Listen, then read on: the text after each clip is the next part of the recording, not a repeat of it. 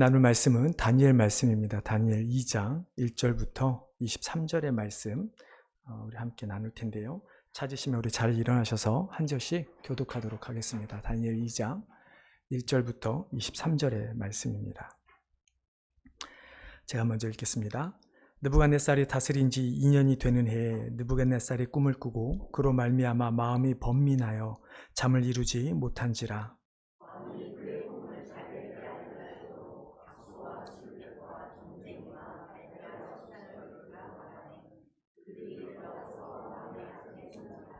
왕이 그들에게 이르되 내가 꿈을 꾸고 그 꿈을 알고자 하여 마음이 번민하도다 하니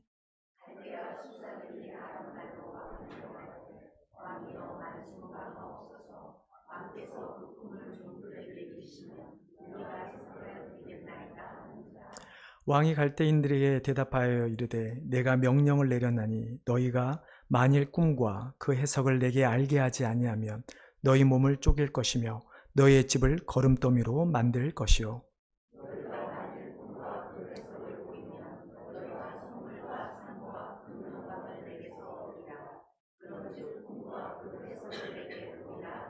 그들이 다시 대답하여 이르되 원하건대 왕은 꿈을 종들에게 이르소서 그리하시면 우리가 해석하여 드리겠나이다 하니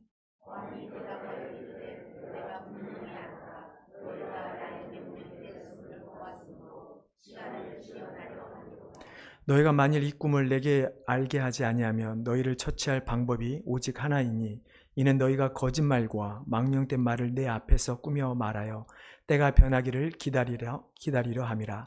이제 그 꿈을 내게 알게 하라. 그리하면 너희가 그 해석도 보일 줄을 내가 알리라 하더라.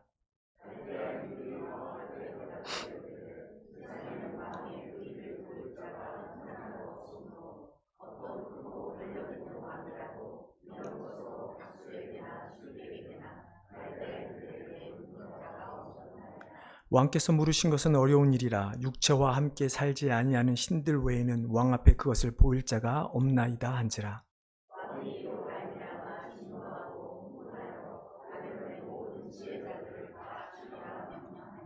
왕의 명령이 내림에 지혜자들은 죽게 되었고 다니엘과 그의 친구들도 죽이려고 찾았더라.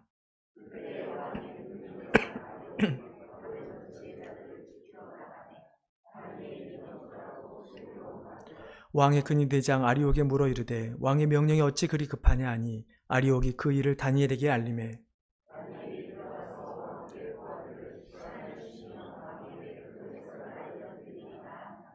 이에 다니엘이 자기 집으로 돌아가서 그 친구 하나냐와 미사엘과 아사랴에게 그 일을 알리고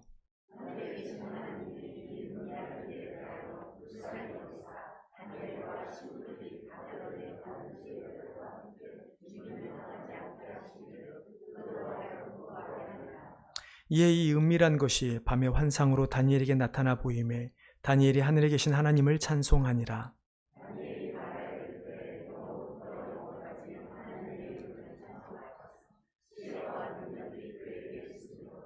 그는 때와 계절을 바꾸시며 왕들을 패하시고 왕들을 세우시며 지혜자에게 지혜를 주시고 총명한 자에게 지식을 주시는도다.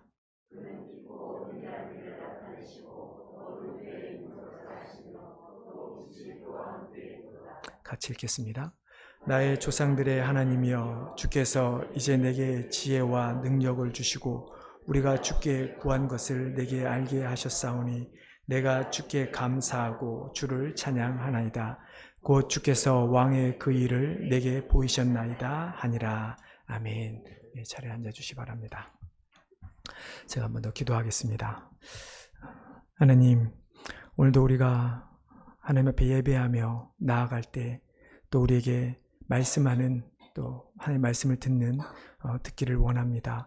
하나님 우리의 생각들 또 우리의 마음 또 우리의 판단들 내려놓게 하여 주시고 하나님의 말씀만이 온전히 우리 가운데 임하여서 우리가 하나님의 말씀을 깨닫고 깨닫는 대로 우리가 살아가는 주의 귀한 백성들 되게 하여 주시옵소서. 오직 성령 하나님의 놀라운 은혜만이 이 시간에 있기를 간절히 구하오며 이 모든 말씀 예수님의 이름으로 기도하옵나이다. 아멘. 오늘 아까 불렀던 찬양 중에 맨 첫 번째 곡 기억하시나요? 원하고 바라고 기도합니다. 네. 그 찬양의 가사를 보면 우리가 항상 감사하고 낭망하지 말 것은 가사가 나옵니다. 근데 우리의 삶을 보면 참 낭망할 때가 많이 있습니다. 오늘 실은 제가 시작하는 것은 이렇게 시작하려고 했었습니다. 누구나 삶을 살아가다 보면 위기를 만나게 됩니다. 우리의 삶을 살아보면 우리는 떠올리고 싫은 일들, 고통스러운 일들, 다시는 겪고 싶지 않는 일들을 마주할 때가 분명히 있습니다. 어느 누구도 이러한 위기로부터 자유로울 수 있는 사람은 이 세상에 한 사람도 존재하지 않죠. 더욱이 이러한 위기라고 하는 것이 한번 왔다가 그냥 지나가면 좋겠는데 그 위기는 계속해서 우리의 삶 가운데 우리를 찾아온다고 하는 것이죠. 드라마나 영화를 보면 위기를 지나고 나면 정말 해피엔딩 같은 결과가 분명히 영화에 나오지만, 그러나 실제적으로 우리의 삶은 우리가 죽기 전까지는 우리에게 찾아오는 위기, 낭망이라고 표현을 할 수도 있을지는 모르겠지만 그것이 결코 끝나지 않는다라고 하는 사실입니다. 오늘 본문에 보면 다니엘과 세 친구들이 등장합니다. 너무나 우리가 잘 아는 내용이죠. 그들은 나라를 잃은 어려움을 겪게 됩니다. 그리고 바벨론으로, 포로로 끌려가게 되죠. 다니엘 1장을 보면 우리가 잘 아는 것처럼 다니엘은 뜻을 정해서 왕의 음식과 포도주로 자신의 몸을 더럽히지 않겠다 다짐합니다. 그리고 환관장에게 채소만 먹을 수 있도록 요청을 하죠. 근데 이 다니엘의 요청이 우리가 본문을 읽다 보면 어떻게 보면 내가 당장 처한 상황이 아니다 보니까 우리는 너무나 쉽게 그냥 넘어갈 때가 많이 있습니다. 저도 다니엘서를 수도 없이 많이 읽었지만 실은 다니엘이 그 처한 상황이 그 정도 말하는 거 뭐가 어려울까? 그게 큰 무슨 의미가 있을까라고 하는 생각들을 할 때가 오히려 훨씬 더 많았죠. 하지만 다니엘이 한 그 요청은 결코 해서도 안 될 일이고 할 수도 없는 일인 것입니다. 포로로 끌려왔기 때문에 그것도 왕의 궁에서 왕이 가르치는 일 가지고 훈련을 받고 교육을 받고 왕을 위해 살아가는 사람이 되어야 했기 때문에 그는 단 어느 것 하나, 심지어 먹는 것조차도 자신이 결정할 수가 없습니다. 그렇기 때문에 다니엘의 요청은 단순히 자신을 위험하게 만든 것뿐만 아니라 세 친구들, 더 나아가서 그들을 관리 감독했던 환관장까지도 위험에 빠뜨리는 일이었습니다. 그러니까 환관장도 이렇게 이야기를 하죠. 너희가 만약에 그렇게 먹다가 다른 소년들보다 초췌해지면 내 왕이 나를 죽일 것이다 라고 그가 고백하는 것을 보게 되죠. 자신의 생명을 걸고 요청했던 다니엘의 모습. 하지만 결국 왕에게 들키지 않았고 잘 넘어갈 수 있었던 것을 우리는 잘 알고 있습니다. 뜻을 정해서 우상에게 바쳐진 음식을 먹지 않았던 다니엘과 세 친구들, 즉 하나님만 온전히 섬기겠다, 내가 정말 하나님의 은혜를 경험하며 내가 하나님의 뜻대로 하나님만 순종하며 살아겠다고 다짐했던 이 다니엘과 세 친구들. 하지만 이들 앞에 이제 도저히 인간의 힘으로는 빠져나올 수 없는 위기에 처하게 됩니다. 오늘 2장 1절을 보면 이렇게 시작을 하죠. 느부갓네살이 다스린 지 2년이 되는 해에 느부갓네살이 꿈을 꾸고 그로 말미암아 마음이 번민하여 잠을 이루지 못한지라. 당시에는 누가 다스리는지 원년, 1년 이렇게 되기 때문에 실은 다니엘이 포로로 끌려온 지 3년이 되는 해입니다. 모든 교육이 끝나고 이제 말단 지혜자, 직원으로, 공무원으로 살아가던 그런 때였습니다. 느부갓네살 왕은 실제적으로 바벨론의 2대 왕입니다. 바벨론을 세운 왕은 아니지만 그러나 실제적으로 바벨론을 가장 강성하게 키웠던 왕이 느부갓네살 왕입니다.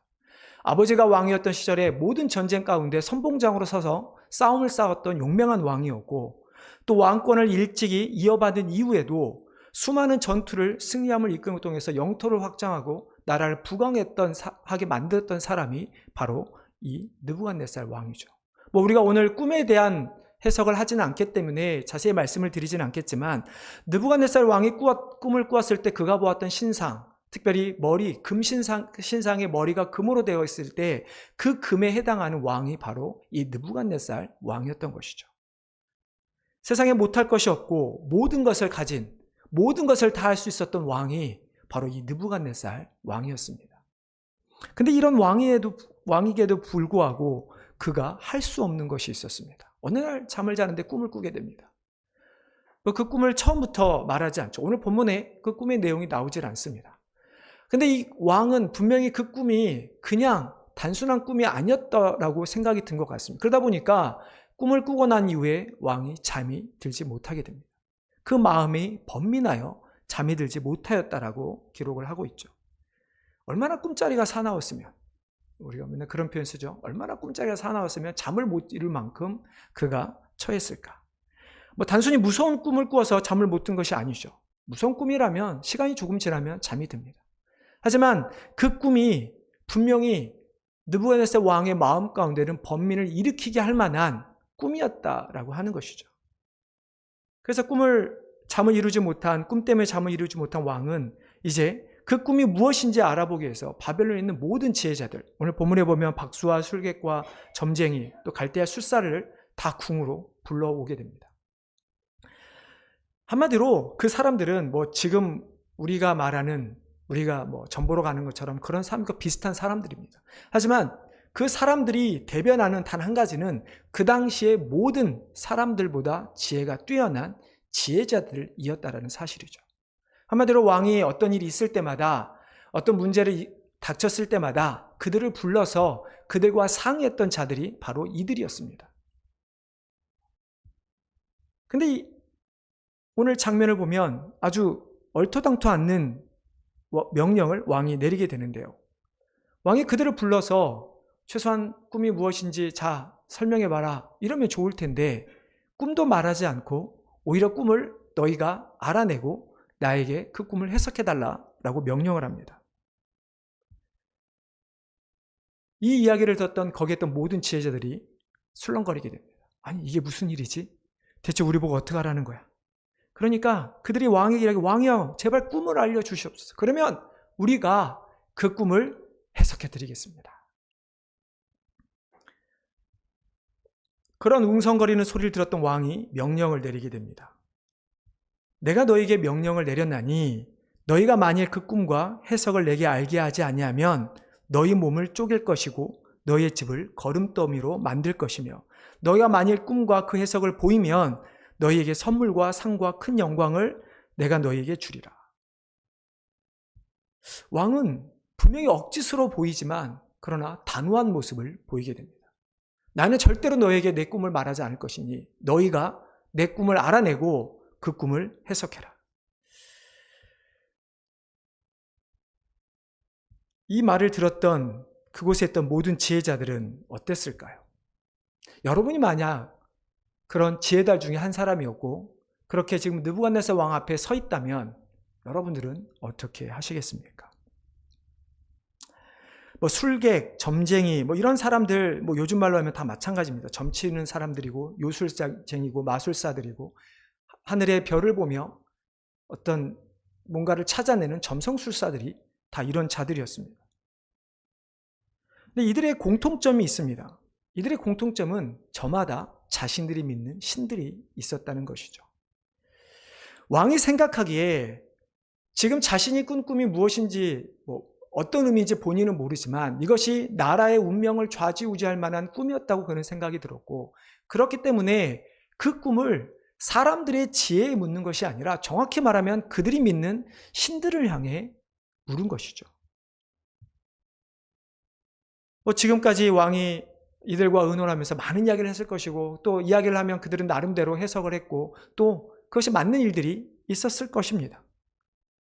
하지만 이 꿈을 꾼 이후에 왕은 과연 그들이 혹은 그들이 가진 지혜가 그리고 그들이 믿는 신이 정말 맞는가? 라는 의문을 갖기 시작을 하게 됩니다. 그래서 왕은 모든 술객들에게 너희들이 믿는 진짜 신이 진짜인지를 오히려 보이라 라고 하는 이야기이기도 한 것이죠. 그래서 만약 너희가 그 꿈을 알게 하지 않으면 지금까지 너희가 나에게 한 말은 거짓된 말이고 망령된 말이라고 내가 여길 것이다 라고 이야기를 하고 있는 것입니다. 이 말에 모든 지혜자들은 떨 수밖에 없었습니다. 아마 그들 스스로도 과연 자신들이 가진 지혜가 충분한가? 자신들이 믿는 그 신이 정말 신인가? 라는 고민을 할 수밖에 없었을 것입니다. 그런 가운데 그들이 내리는 결론은 무엇입니까? 오늘 본문에 정확하게 그들이 자신들의 믿는 신을 부정하지는 않지만 그들은 자신들의 믿는 신을 부정하는 말을 하게 됩니다. 갈대인들이, 특별히 갈대인들 왕이 하는 이렇게 이야기를 하죠. 세상에 왕께서 말씀하신 그 일을 보일 자는 단 한 사람도 없을 것입니다. 이 세상에 어떤 자도, 즉 어떤 신을 믿는 자도, 어떤 지혜를 가진 자도 그 일을 할 수 있는 사람은 없다라고 하는 이야기죠. 그러면서 그들이 하는 이야기가 무엇입니까? 지금까지 어떤 크고 권력 있는 왕이라도 이런 얼토당토 않는 명령을 내린 자는 없다라는 이야기를 하게 됩니다. 그러니까 왕이여, 당신이 잘못됐든 꿈을 이야기하든 아니면 그 꿈을 가지고 우리가 해석을 하든 아니면 꿈을 말하지 않을 거면 그런 말도 안 되는 일로 우리가 믿는 신을 모욕하지 말라는 이야기인 것이죠. 하지만 왕은 불같이 화를 내죠. 내가 너희 모두를 죽이리라. 근데 여기서 문제가 무엇입니까? 문제는 바벨론의 모든 지혜자들 가운데 누가 포함되어 있습니까? 다니엘과 세 친구들이 포함되어 있다라고 하는 사실입니다. 분명히 하나님을 온전히 믿었던 자들이고 포로로 끌려오면서까지도 하나님의 뜻에 순종하고자 했던 그 4명이었지만 그들이 이제는 이 위기 앞에서 어떻게 할 수 있는 일들이 없을 거라고 많은 사람들은 생각했을 것입니다. 그래서 왕의 명령 이항의 군사들이 다니엘과 세 친구들을 죽이기 위해 찾기 시작합니다. 그들에게 찾아왔던 처음의 위기, 왕의 진미를 먹지 않는 것과는 상관없이 그거하고 비교할 수 없는 엄청난 위기가 그들에게 찾아온 것이죠. 우리도 분명 이런 위기가 찾아옵니다. 그냥 난감한 정도의 위기가 아니라 정말 우리의 삶을 송두리째 흔들 만한 일이 분명히 우리에게는 찾아옵니다. 그게 누구에게는 건강으로 찾아올 수도 있고 그게 누구에게는 가정의 일로, 자녀의 일로 찾아올 수도 있습니다. 그리고 그게 누구에게는 사업이나 나의 직장에서 찾아올 수도 있습니다. 분명한 것은 어떤 경우든 우리의 생명의 위협을 느낄 만한 위기가 우리에게는 찾아온다라고 하는 사실이죠. 그러면 그럴 위기에서 우리는 어떻게 그 위기를 기회로 바꿀 수 있을까? 다니엘은 그 위기를 기도로, 기회로 바꾸게 됩니다. 우리 17절, 18절 말씀 우리 한번 같이 다시 한번 읽어보겠습니다. 17절과 18절 말씀입니다. 이에 다니엘이 자기 집으로 돌아가서 그 친구 하나냐와 하나님이 이 은밀한 일에 대하여 불쌍히 여기사 다니엘과 친구들이 바벨론의 다른 지혜자들과 함께 죽임을 당하지 않게 하시기를 그들로 하여금 구하게 하니라. 다니엘은 왕의 근위대장인 아리옥의 말을 듣자마자 제발 왕에게 가서 시간을 달라고 좀 해주십시오. 그러면 내가 왕이 궁금한 것을 알려드리겠습니다. 그리고 다니엘이 한 것이 무엇입니까? 더 많은 지혜를 얻기 위해서 도서관을 간 것도 아니고요. 사람들을 만나서 더 많은 일들을 해결하고자 하지도 않았습니다. 그가 한 것은 오직 세 친구들을 찾아가 같이 기도해달라는 부탁이었습니다. 여러분, 다니엘에 있어서 이 세 친구들, 포로로 끌려왔을 때부터 생사를 같이 했던 친구들입니다. 하나님을 온전히 섬기기 위해서라면 생명을 내던지기까지 할 만큼 헌신했던 자들이 바로 이 친구들이었습니다. 그렇기 때문에 다니엘에게 있어서는 자신이 뿐만 아니라 그 친구 닥친 위기 속에서 그들이 해야 될 일은 하나님 앞에 기도하고자 하는 일이었던 것이죠. 생명도 함께 할 수 있었던 진정한 믿음의 동역자가 다니엘에게는 있었습니다. 여러분 혹시 이런 동역자들이 있으십니까? 이해관계와 상관없이 정말로 하나님을 온전히 믿기 위해 생명까지도 불사할 수 있는 그런 동역자들. 다니엘은 분명히 그런 친구들이 있었고 그런 동역자들이 있었고 그래서 지금까지 이를 설명해 주면서 기도해 주기를 부탁합니다. 하나님께서 느부갓네살 왕의 일로 모든 이들이 죽임을 당하지 않도록 이 일이 잘 해결될 수 있도록 기도해 달라고 부탁을 하죠. 이처럼 하나님을 믿는 자들은 기도를 해야 합니다. 수많은 일들, 수많은 위기 속에서 우리가 해야 할 것은 기도이지 다른 무엇이 아닌 것이죠. 우리가 하나님을 믿는다고 하면서 어떻게 기도하지 않고 우리가 위기를 벗어날 수 있겠습니까? 우리는 기도를 통해 우리의 어려움을 하나님 앞에 고하지만 실제로 기도를 통해서 우리는 하나님께서 우리에게 하실 일을 바라보아야만 하는 것입니다. 시편 46편에 보면 시편 기자가 하나님에 대해서 이렇게 고백합니다. 하나님은 피난처시요 나의 힘이시요 환난 중에 만날 큰 도움이라고 고백합니다. 그러면서 그 하나님께서 땅이 변하고 산이 흔들리고 바닷물이 솟구치는 위험 속, 어떤 위험이 이것보다 더 클지는 모르겠지만 그 위험 속에서도 자신을 도와주리라고 시편의 기자는 고백합니다. 이때 하나님께서 그런 고백을 하는 시편 기자에게 어떻게 말씀하시는가? 이렇게 말씀하시죠. 너희는 가만히 있어 내가 하나님됨을 알지어다. 내가 문나라 중에서 높임을 받으리라. 내가 세계 중에서 높임을 받으리라. 우리가 기도는 위기 속에서 내가 원하는 방법으로 내가 원하는 결과를 얻어내는 것이 아닙니다. 하나님께 기도한다라고 하는 것은 우리는 하나님의 방법을 구하는 것이고 하나님의 결과를 얻는 것이죠. 그렇기 때문에 기도하는 자들은 잠잠히 하나님께서 하실 일을 바라보아야 하는 것이지 내가 무언가를 하려고 하는 것이 결코 아닌 것입니다. 나의 원이 아닌 하나님의 원대로 이루어지는 것, 내 힘이 아닌 하나님의 능력으로 우리 앞에 놓여진 위기가 해결될 수 있도록 하나님께 모든 것을 맡기는 것이죠. 그렇기 때문에 우리는 위기 속에서 기도해야 하는 것입니다. 그것이 믿음이고 그것이 믿음으로 사는 자의 모습인 것입니다. 믿는 자들이라면 분명히 누구나 위기 앞에서 기도할 것입니다. 아마 제가 앞에서 계속 위기일 때 기도해야 한다라고 말씀을 드렸듯이 솔직히 여기 계신 분들 중에서 기도하지 않는 사람 분명히 없을 것입니다. 우리가 기도하지 않으면 하나님을 믿는 것이 아니기 때문이죠. 그러면 우리가 기도하는 가운데 내가 하나님을 바라본다라고 하는 것이 무엇일까? 그것은 여러 번 말씀을 드렸던 것 같습니다. 하나님께서 우리에게 보여주시는 그 결과를 그대로 받아들이는 것입니다. 정말 하나님을 믿고 기도한다면 우리는 결과가 어떻게 됐든 그것 또한 하나님의 뜻으로 믿고 받아들여야 하는 것이죠. 내가 원하는 결과가 나오지 않았다고 해서 하나님을 원망하거나 혹은 내가 원하는 결과가 나오기까지 아니요 하나님 그거 아니에요. 이거 해주세요. 라고 계속 기도하는 것이 아니라는 것이죠. 오늘 다니엘이 기도하는 가운데 위기 속에서 다니엘했던 기도는 우리에게 한 가지 더 중요한 것을 보여주게 됩니다. 하나님을 바라보는 것뿐만 아니라 위기 속에서 기도할 때 그 기도 가운데 나만을 위한 기도가 아니라 다른 사람을 위한 기도도 반드시 해야 한다는 것이죠.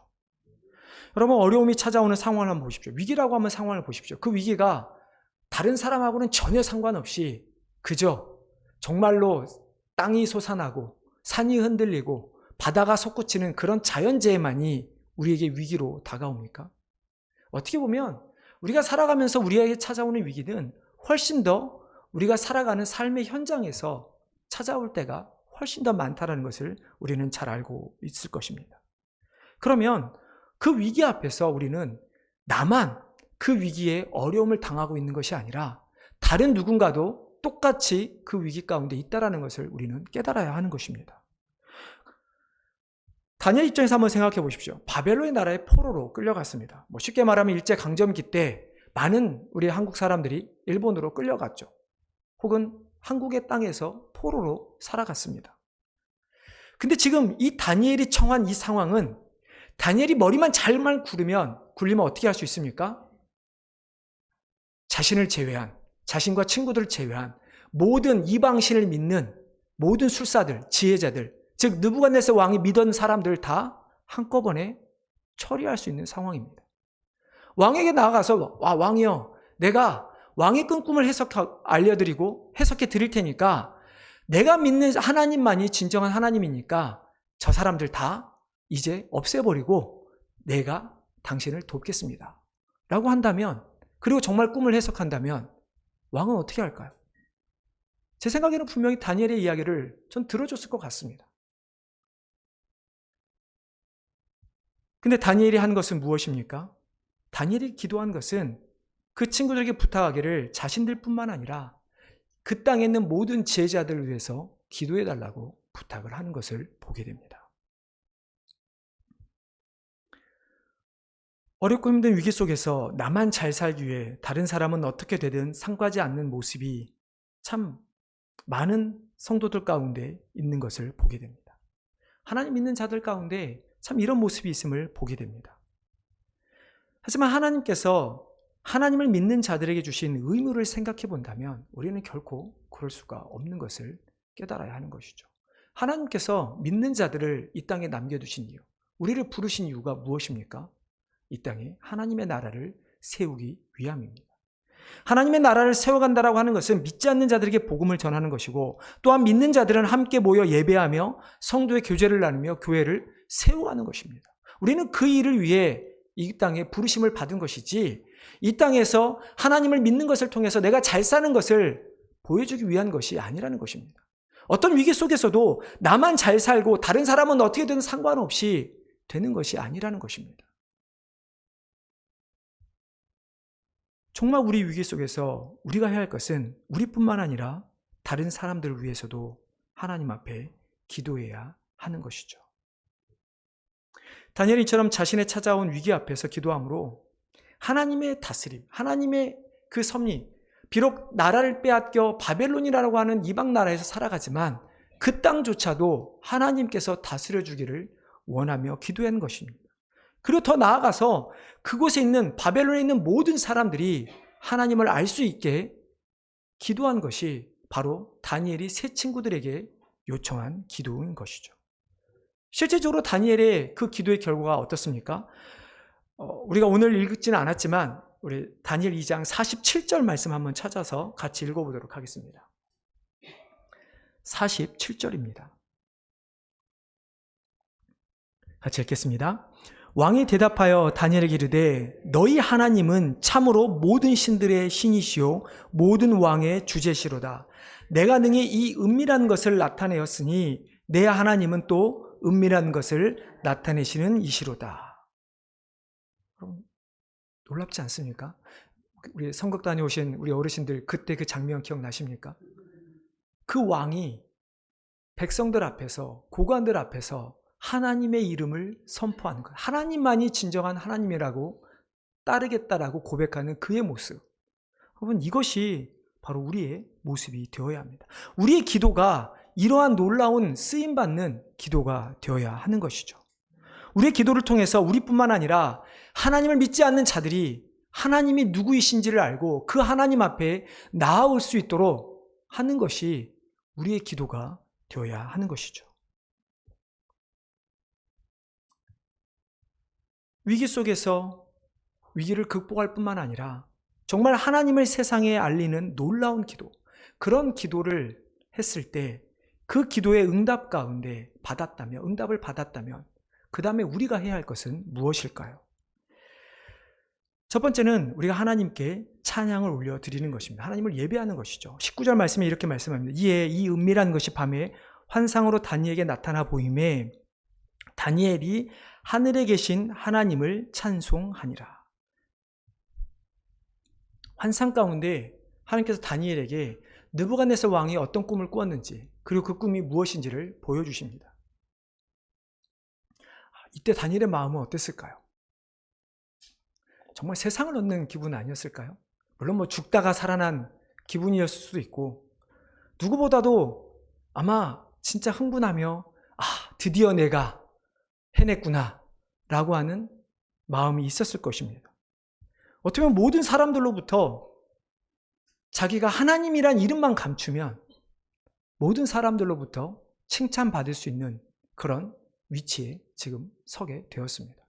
하지만 다니엘이 한 것은 자신을 높이는 것이 아니라 하나님을 높여드리는 일을 하고 있습니다.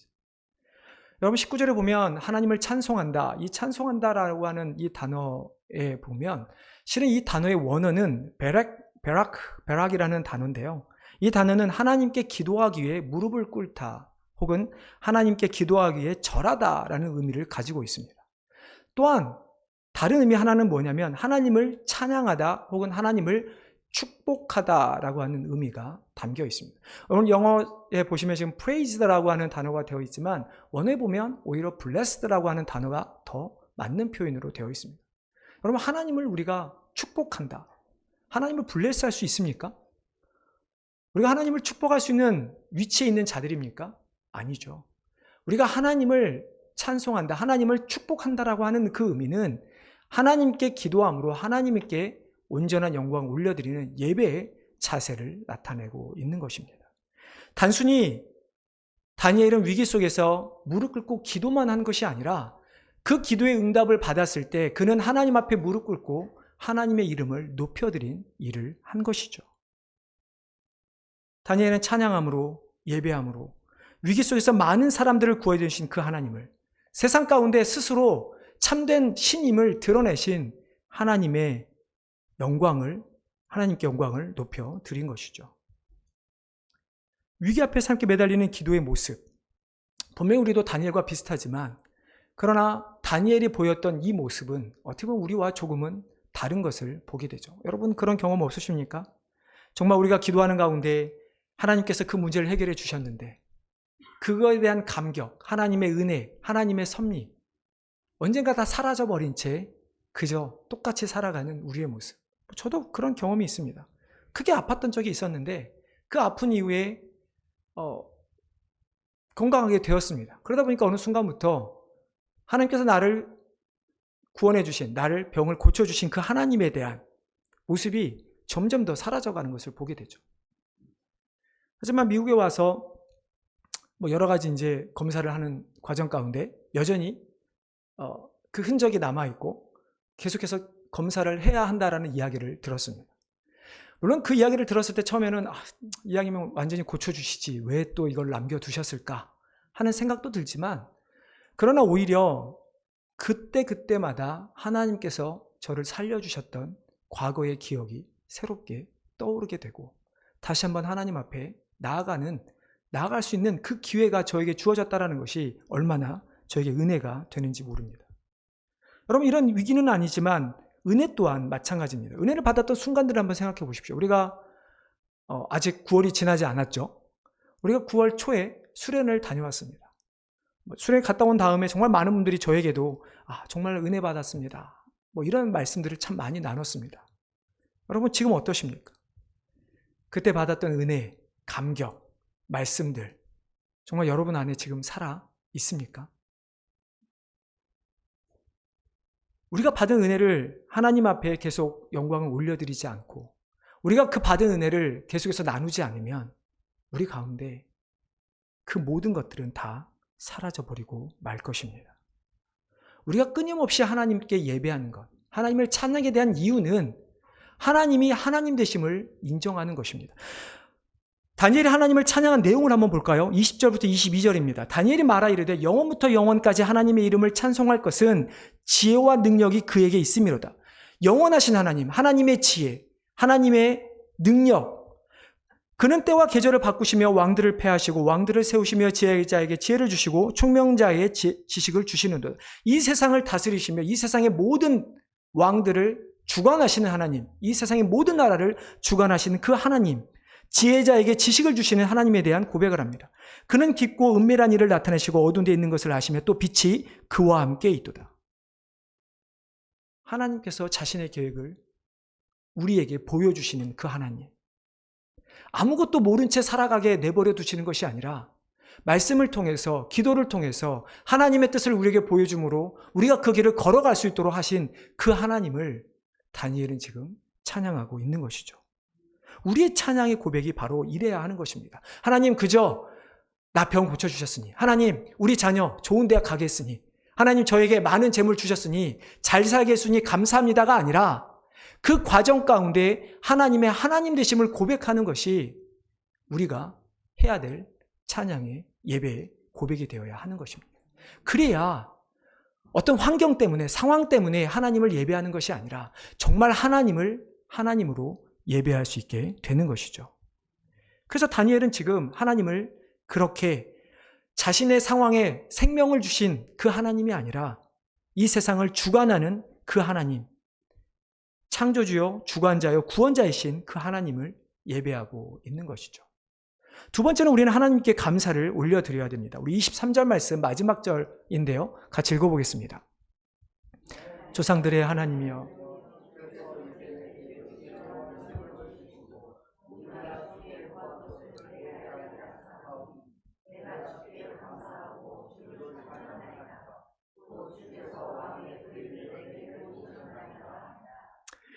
다니엘은 지금 죽음의 위기에서 자기를 건져내신 하나님 앞에 감사를 올립니다. 근데 그 감사의 내용도 무엇입니까?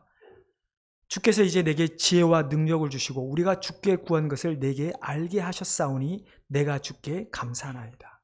이 말씀 우리가 잘못 해석하면, 잘못 이해하면, 적용하면 마치 하나님 왕의 꿈을 나에게 보여주시고 그 꿈을 해석해서 우리 모두를 살려주십시오.